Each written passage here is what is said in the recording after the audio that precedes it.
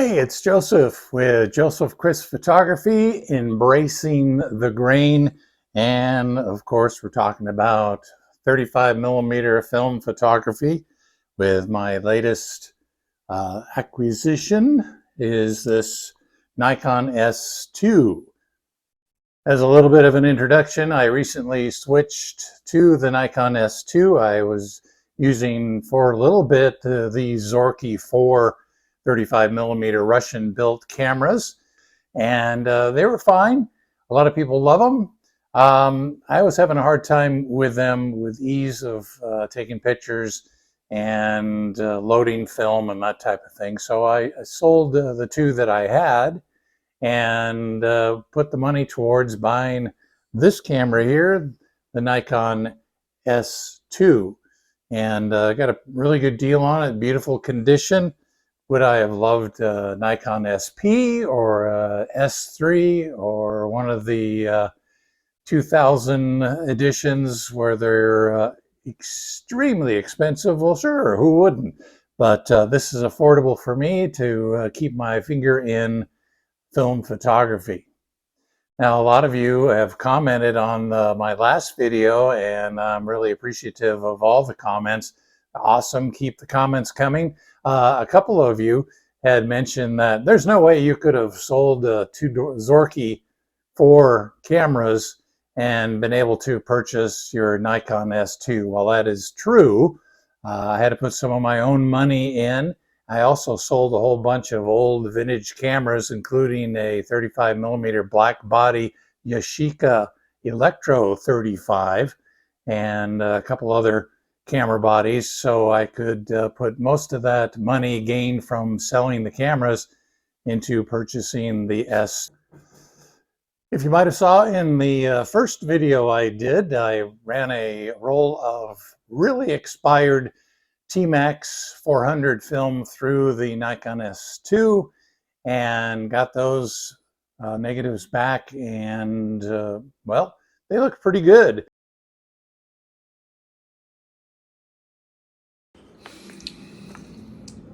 Well, am I going to put another roll of black and white through it? Psych, no. Let's put a newer roll of Fujifilm 200 through it. So I threw a roll of Fujifilm 200 in the camera, and I just recently completed that roll.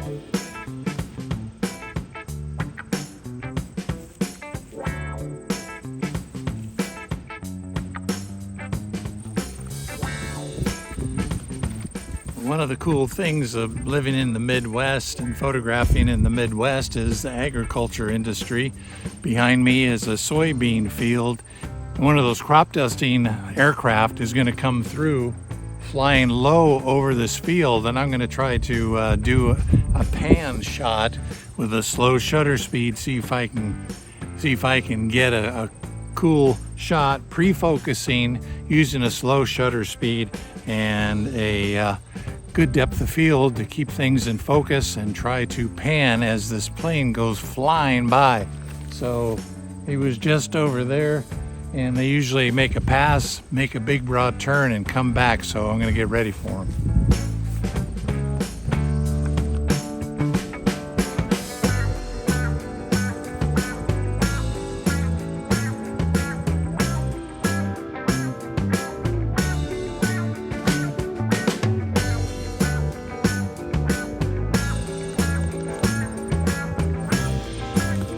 That was awesome.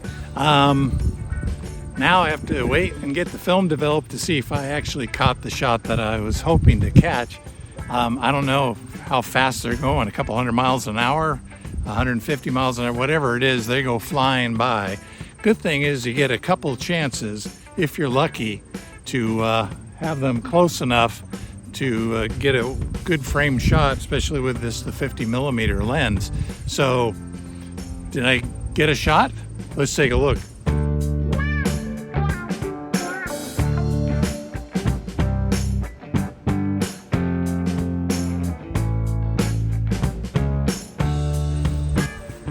You have never seen what a soybean plant looks like. Let's take a look right here.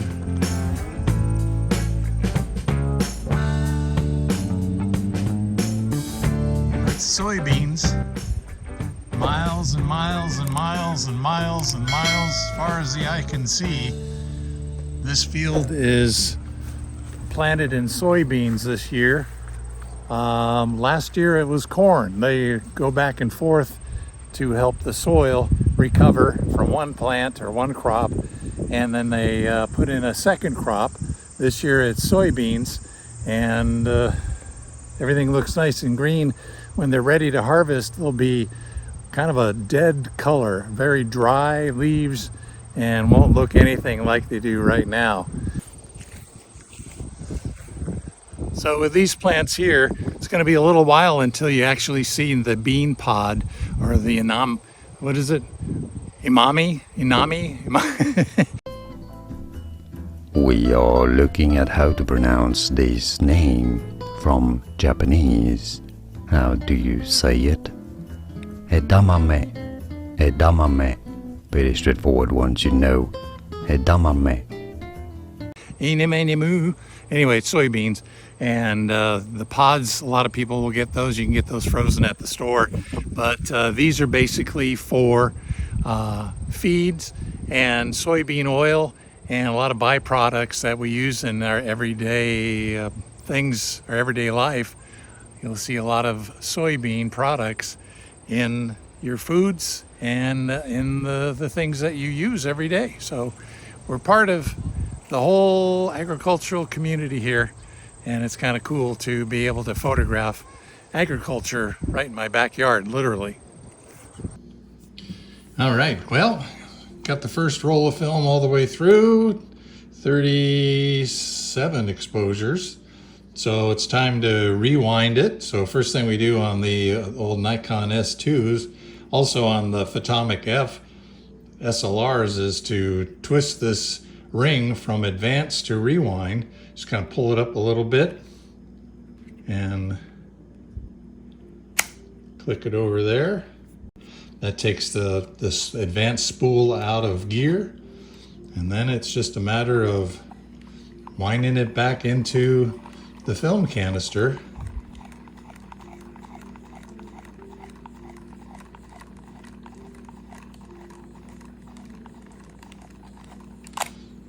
I just heard it pull off of the take-up spool, and there we go. Now to open the back, twist this all the way, and then open it up. And there we go. Fuji 200 in the can, as they say. We'll get that going off to the lab, and I'll put a new roll of film in here in just a little bit, and we'll be ready to rock and roll. And we're going to look at those photos here in just a little bit. That roll of Fuji, not as badly expired. I think it was pretty current still. The T-Max, not Tri-X, but T-Max was 24 years expired. And by watching a couple YouTube videos about shooting expired film, I found out that a good way of doing that is by lowering the ISO. So this is 400 speed film. I took light meter readings with the meter set at 200 ISO, and that helped get a more dense negative. And with the age of film, the film stock itself, the emulsion starts to degrade and is not as light sensitive. So if you've got some old film sitting around, try that. Experiment with it. If it's 400, they are recommending around 200. If it's 200 ASA or ISO film, drop that down to 100. And likewise, you can find those videos on YouTube real easy. So that was a helpful tip, and the film turned out pretty good. I send my film into the darkroom photo lab out in San Clemente, California. It takes about a week and a half for them to get it, and process, especially black and white, takes a little bit longer. The color film was done quite fast. As you can imagine, C41 processing is probably their bulk of their film processing that they do. So I was able to get the film processed and the film negatives scanned and sent to me via the internet, so I could download those digital files and into my computer and be able to put some photos up on social media. So let's take a look at those right now. These are from the color roll number 2 in the Nikon S2 rangefinder 35mm camera.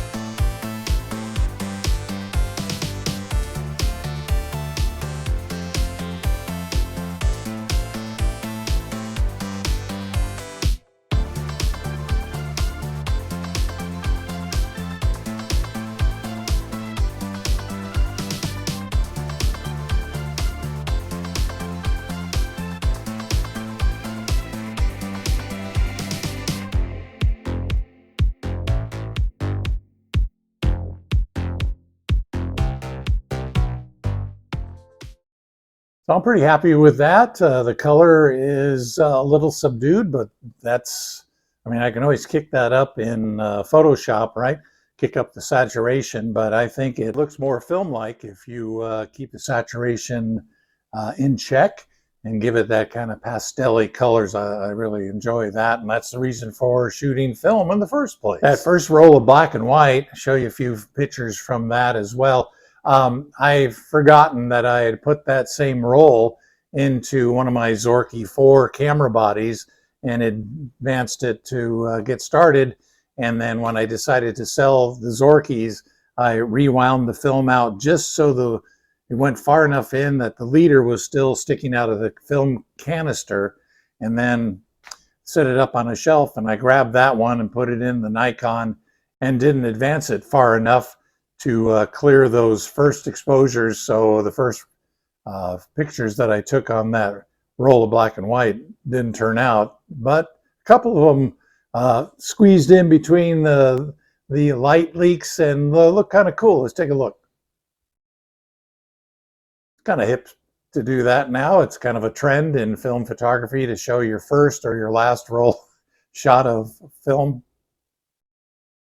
It's kind of a trend now in film photography to show the first exposure or the last exposure on your roll of film with the, you know, the processing or the light leak and that type of thing. So there you go. I'm hip. Loading film in that camera is a breeze because it's very similar, if not exactly similar, to my old vintage Nikon F 35mm SLR camera. The backs come off, film clips in there, quick, zip, and it's done. And the Zorki 4 was giving me troubles with the removable sprocket, take-up sprocket, and removable back, and the camera not having any strap lugs on it. So you had to hold the camera, hold the back, hold the film, it wasn't very practical at all. So Nikon S2 is a dream to load film in, especially on the go. So with that said, 2 rolls of film down, and love the results. So more film is going to go through this camera.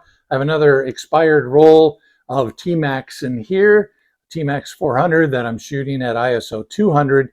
I like the results there. So we'll keep shooting through this roll. And I ended up buying a few more rolls of off-brand black and white film from B&H Photo. They actually have some black and white rolls for less than $6 a piece, which is a bargain. The other thing I'm looking at is the possibility of processing my own film here at home or on the road. Thinking about purchasing an old-fashioned changing bag so I can load film onto reels, put them in the developing tanks, and get some chemicals and process my own film so I can get the results right away. Remember the days of Photomat? You'd drop your pictures off and you had to wait in the anticipation of whether or not your film was going to turn out of your vacation, and you get them back and they're all like, oh, these are really grainy. But it was still fun nonetheless. Got a closet full of old snapshots. But that anticipation, I'm too old to wait for my film to come home. I want them now, immediate gratification. So looking into a possibility of doing my own film processing for black and white. Of course, the color will send out and continue to send it to the dark room out in California. They do a good job, and they scan the negatives, send them back digitally to me. So I have them within about a week or so. So that's okay, but it's still too long. So, fellow film photographers, do you still shoot film? Well, I hope so. If you do, I'm glad you're enjoying this channel. Please leave your comments. Let me know what kind of film camera you use, what type of film you're using, whether or not you're developing your own black and white film or even developing your own color, or if you're sending it out to one of the independent labs that we need to support so they continue to support us in our film photography journey. Let me know. Maybe you've got a good deal on another lab that I don't know about. I'd appreciate you leaving the comments. Then everybody who's watching the channel will get that information. Be sure to subscribe to the channel. We're growing little by little, and that's awesome. Appreciate that. And hit the like button on the videos and give the old thumbs up, as they say, so that you can be notified when I put out new videos. The channel is going to grow and evolve over the next several months. We're going to be doing some traveling this fall and taking along the S2 along with my other digital cameras, and it'll be kind of documentary films about going out in the wild and taking pictures, going out in nature and shooting photos, showing up in some old town and finding cool things to photograph. So I think it'll be exciting. I think you'll like it. So be sure to continue to watch this channel. Appreciate it very much. So until next time, thanks again, and embrace the grain. Keep shooting film. See you in a while.